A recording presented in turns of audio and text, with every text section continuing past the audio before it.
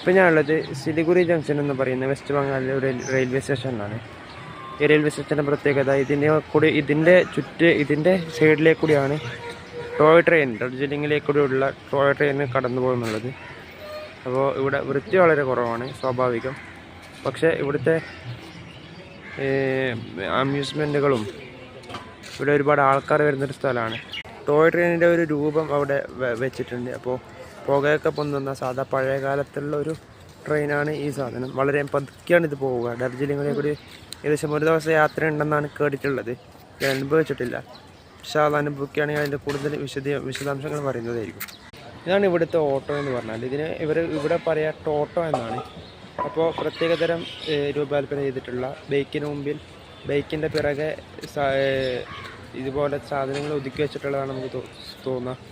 പക്ഷേ ഇത് ഏകദേശം നല്ല ആളുകൾക്ക് തന്നെ ഇരിക്കാൻ പറ്റുന്ന രൂപത്തിൽ ഒരു 5, 6, 7, 8, 9, 10 ആൾക്കാർക്ക് ഇതിൽ പോകുന്നതായിട്ട് കണ്ടിട്ടുണ്ട്.